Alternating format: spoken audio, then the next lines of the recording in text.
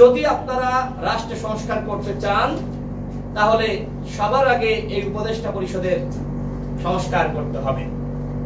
প্রধান উপদেষ্টা he is a perfect man, কিন্তু একজন ব্যক্তি সরকারের প্রধান যতই যোগ্যতা সম্পন্ন হন না কেন, তার আশপাশে যদি যোগ্যতা সম্পন্ন অভিজ্ঞ লোক না থাকে তাহলে তার যতই আন্তরিকতা থাকুক না কেন, রাষ্ট্র সংস্কার, গণহত্যার বিচার, হাসিনাকে ফিরিয়ে এনে ফাঁসিতে ঝোলানো, অন্যান্য অপরাধীদের বিচার করা, সেটি কিন্তু সম্ভবপর হবে না।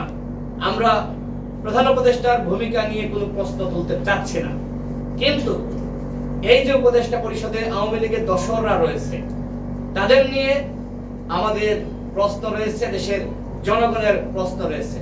আমি মাননীয় প্রধান উপদেষ্টার কাছে প্রশ্ন করছি যে তিনি কেন এই উপদেষ্টা পরিষদের সংস্কার করছেন না। তিনি নিজেই বলেছেন যে তাড়াহুড়া করে আমরা যথেষ্ট ব্যক্তিদের মাধ্যমে উপদেষ্টা পরিষদ গঠনের সুযোগটা পাইনি, সময়টা পাইনি। এখন তো সময়টা আছে। দেশের জনগণ সবাই রাষ্ট্র সংস্কার চায়, গণহত্যার বিচার চায়। সুতরাং এই যে জনগণের ম্যান্ডেট, এই ম্যান্ডেট কাজে লাগিয়ে তিনি যোগ্যতা সম্পন্ন ব্যক্তিদের মাধ্যমে এই উপদেষ্টা পরিষদ পুনর্গঠন করতে পারেন, কিন্তু কেন করছেন না? কি কারণ? তার আশপাশে যারা আওয়ামী লীগের প্রেতাত্মারা রয়েছে, তারা চায় না ডক্টর মোহাম্মদ ইউনূস সফল হোক। এই কারণেই এই উপদেষ্টা পরিষদ পুনর্গঠিত হচ্ছে না। গণ অধিকার পরিষদের পক্ষ থেকে প্রস্তাব করা হয়েছে জাতীয় সংলাপ আহ্বান করে আওয়ামী লীগকে নিষিদ্ধ করতে হবে সরকারি সিদ্ধান্তে এবং রাজনৈতিক সিদ্ধান্তে। আর এই জন্য আমরা বলেছি প্রধান উপদেষ্টাকে অবশ্যই ঈদের পরে জাতীয় সংলাপ ডেকে আওয়ামী লীগকে নিষিদ্ধ করতে হবে।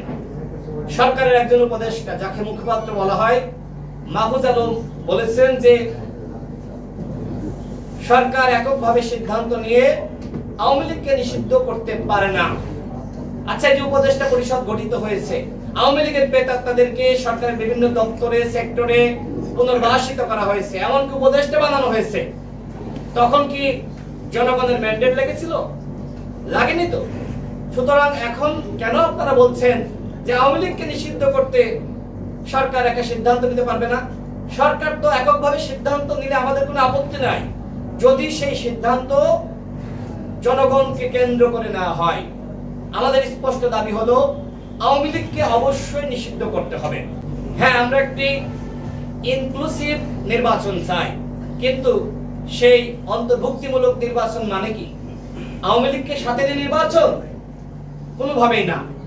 আমরা মনে করি আগামী নির্বাচনে যারা ফ্যাসিবাদ বিরোধী শক্তি ছিল তারাই ইনক্লুসিভ শক্তি এবং তারাই একমাত্র নির্বাচনে অংশ নিতে পারবে।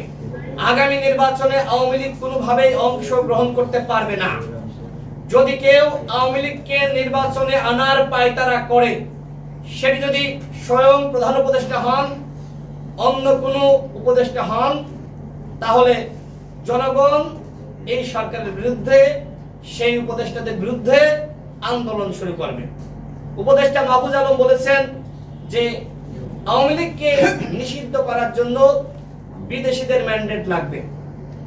কোন বিদেশিরা এসে আমার দেশে অভ্যুত্থান ঘটিয়ে দিয়ে গেছে? এদেশের জনগণ, এদেশের ছাত্ররা, এদেশের সাধারণ মানুষ, এদেশের রাজনৈতিক শক্তি, তারা আবাবিল পাখির ন্যায় রাজপথে নেমে এসে হাসিনার পতন ঘটিয়েছে।